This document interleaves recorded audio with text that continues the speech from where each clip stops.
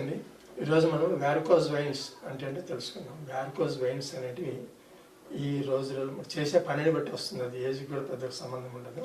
అంటే జనరల్గా 50+ తర్వాతనే వచ్చే అవకాశాలు ఉంటాయి. కానీ ఈ రోజులలో లైఫ్ స్టైల్ మారిపోయింది కాబట్టి ఒకసారి తొందరగా వచ్చే అవకాశం ఉంటుంది. 35-40 నుంచి మొదలు కావచ్చు. ముఖ్యంగా లేడీస్లో ఎక్కువగా ఉంటుంది. ఎందుకంటే స్టాండింగ్లో ఉండి వాళ్ళు వంట చేయడము పని చేయడం ఉంటుంది కాబట్టి. ఈ ప్రెషర్ వల్ల నరాలు రక్త సరఫరా అనేది భూమికి వ్యతిరేకంగా పైకి పంప్ చేయాలి. అట్లా చేసేటప్పుడు ఒత్తిడి వలన రక్త నాళాలు ఉబ్బుతాయి. దాన్ని మనం వ్యారికోజ్ వెయిన్స్ అంటాం. అది వృషణాల దగ్గర వస్తే వ్యారికోసీల్ అంటాం. దాన్ని ఇక్కడ మామూలుగా శరీరంలో ఎక్కడ వచ్చినా వ్యారికోజ్ వెయిన్స్ అంటాం. ఇది తేడా దీనికి దానికి. వ్యారికోజ్ వెయిన్స్ వ్యారికోసీల్ కన్ఫ్యూజ్ కావద్దండి, సరేనా?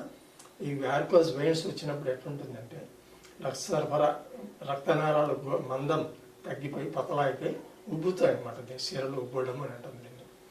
సో ఇట్లా ఉబ్బినప్పుడు దీన్ని వ్యారికోజ్ వెయిన్స్ అంటాం. ఇది కాళ్ళల్లో పిక్కల దగ్గర థైస్ దగ్గర చాలా మటుకు ఉంటుంది. దీనికి ఏం చేయాలంటే ఒకటే మార్గం. హోమియోపతిలో మందులు ఉన్నాయి. ఒకవేళ తెలియకపోతే ఎవరైనా, అందరికీ తెలియని రూల్ లేదు కానీ చెప్తున్నాం కాబట్టి తెలిసిన వాళ్ళకి చెప్పండి. స్టార్టింగ్ స్టేజ్లో వస్తే మంచి రిజల్ట్ ఉంటుంది. అబౌవ్ 60% అని చెప్పవచ్చు.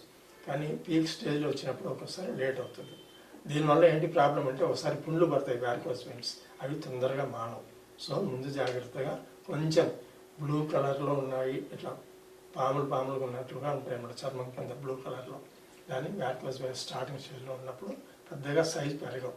కానీ ఏజ్ పెరిగే కొద్దీ చర్మం మందం తగ్గడం వల్ల రక్తనాళాలు ఉబ్బుతాయి అన్నమాట. అప్పుడు చాలా పెద్దగా అనిపిస్తుంటాయి. సో ఇలాంటి వాళ్ళు ఈ స్టాకింగ్స్ అని ఉంటాయి, కాళ్ళకు చుట్టుకోవడం వల్ల రక్త సరఫరా ఈజీగా పైకి పంప్ అయిపోయి కాళ్ళు ఉబ్బడం తగ్గిపోతుంది. రక్త నాళాలు ఉబ్బడం తగ్గుతుంది. ఇది ఓన్లీ ఫస్ట్ ఎయిడ్ మాత్రమే. దీనివల్ల పర్మనెంట్ కాదు, కొంత రిలీఫ్ ఉంటుంది. అంటే కొంచెం పోస్ట్ పని చేయొచ్చు అనమాట. ఇది తర్వాత దీనికి దురదలు పెట్టడం, పుండ్లు పడడం ఉంటాయి. కాబట్టి చాలా జాగ్రత్తగా ఉండాలా. ఆ జాగ్రత్త డయాబెటీస్ ఉంటే ఇంకా కాంప్లికేటెడ్ అవుతుంది. సో ఎవరైనా ఈ ప్రాబ్లంతో సఫర్ అవుతుంటే తొందరగా వచ్చి డాక్టర్ని కన్సల్ట్ చేయండి. నమస్తే.